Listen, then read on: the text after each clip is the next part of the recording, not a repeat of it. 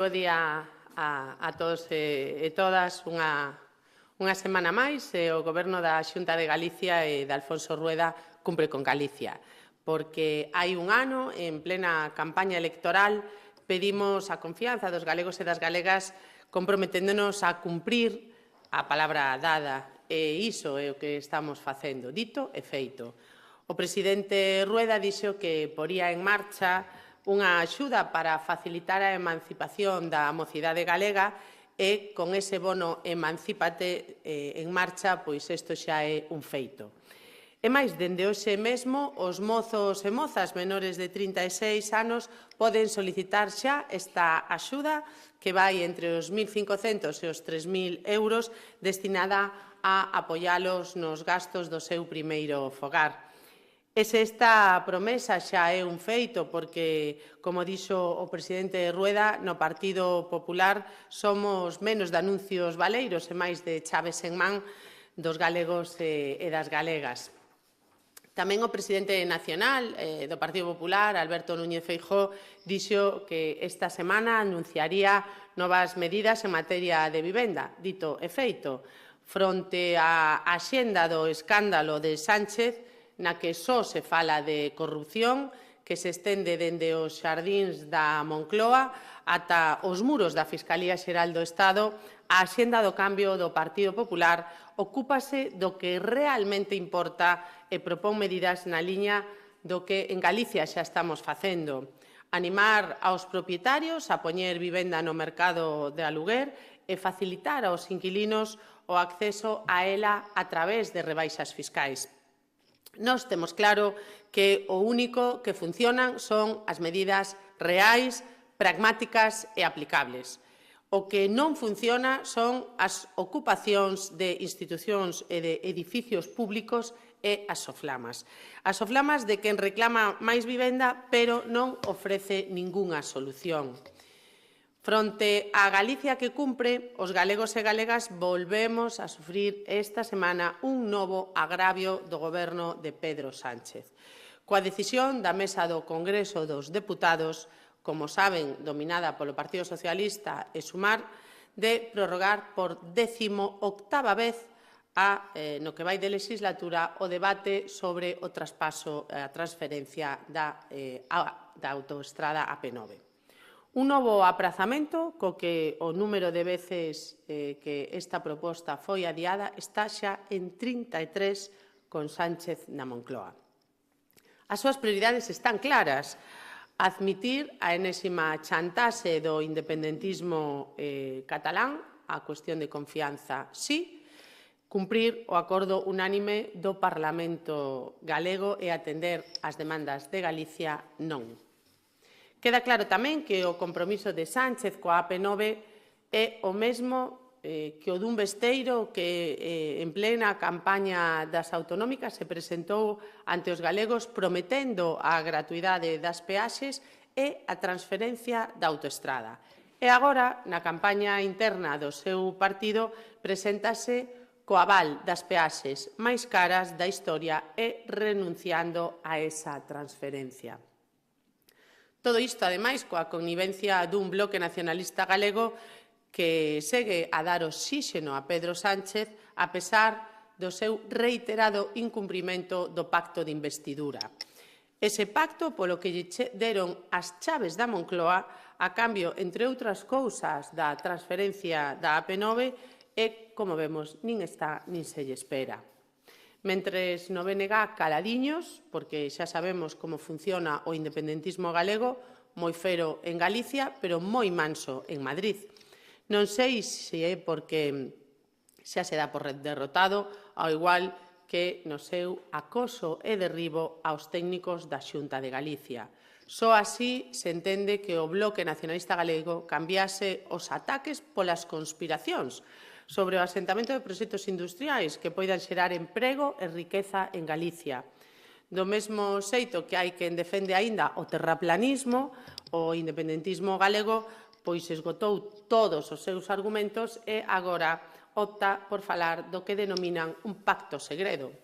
Tan segredo é ese acordo que é público dende o 1 de outubro de 2021. cando o BNG aínda era un fervente defensor de Altri. Aquí o teñen, creo que está clara, a data é 21 de outubro de 2021. Dende entón, é público, todo o mundo pode consultar, igual que o consultaron eles, pero lles interesa máis dicir que é un segredo porque eles primeiro, con esa vinganza política tras perder as eleccións, agora o que vemos é un cambio cara a unha conspiración. Ben, en definitiva, só a ignorancia fai posible que a realidade sexa chamada conspiración e que unha mentira sexa vivida como se fose a realidade. Nós temos a tranquilidade de que o Goberno galego seguirá traballando con rigor, realismo e apoiándose no criterio dos técnicos. Como dicía, ese criterio que xa é coñecido, o proxecto de Altri é coñecido xa dende outubro de 2021. Quen queira dicir outra cousa, pois pode facelo, pero a súa credibilidade está absolutamente mermada. Alá eles, se preferen manterse no mundo da fabulación, a mesma que cando dixeron hai un ano que ian gañar as eleccións. Mais nada e moitas grazas. Quedo a súa disposición por se queren facer algunha pregunta. Eu quería preguntar, a oposición cualificaba de chorromito ao presidente Rueda por queixarse de que os ministros veñan a Galicia o luns que o día que hai Consello da Xunta.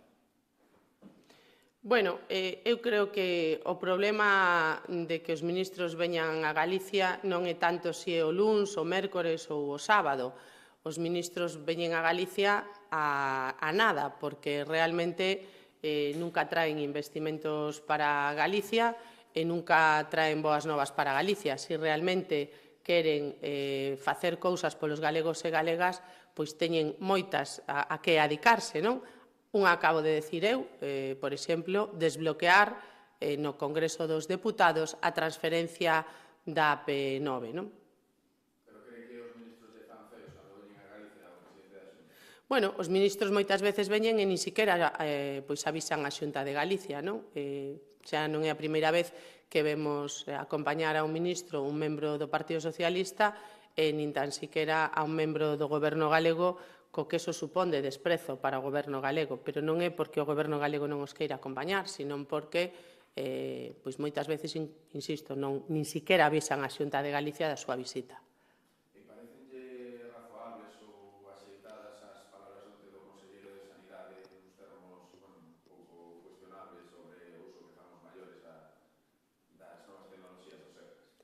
Bueno, eu creo que o que quedou claro é que as novas tecnoloxías do Sergas son accesibles para todo o mundo e calquer persona pois pode manexar a aplicación do Sergas como así sucede e eu creo que iso é unha boa nova para os galegos e galegas. Quizás debe ser expresar de outra maneira, conselleiro.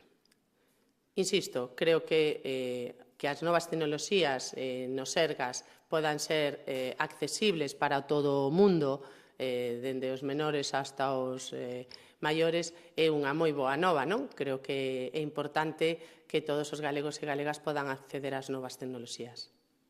Houve certa polémica onte polo tema dos protocolos de acción nos hospitais ante situacións graves que poden vivir os sanitarios. Parece que apareceu un moi uso de toda a elección, non sei claro. Un que, perdón? Protocolo de acción ante situacións violentas ou perigosas para os sanitarios. Bueno, en primeiro lugar, creo, como membro, como secretario xeral do Partido Popular de Galicia, quero condenar calquera agresión a calquer persoal sanitario, estea nun centro hospitalario, nun centro de saúde ou en calquera lugar. É absolutamente reprobable dita conducta, non? E a partir de aí, creo que a Xunta de Galicia reaccionou rápido e me consta que vai a tomar medidas para evitar que no futuro pois se sigan producindo estes ataques, non? Bueno, eu creo que tamén como sociedade temos que ver un pouco pois que o que estamos facendo mal para que haxa tanta violencia na sociedade, non só no ámbito sanitario, senón, bueno, pois noutros ámbitos que estamos vendo, non? Pero, bueno, insisto, no ámbito sanitario a Xunta tomará medidas que estou segura que irán a favor de protexer aos profesionais que cuidan de nós. Ben, moitas gracias.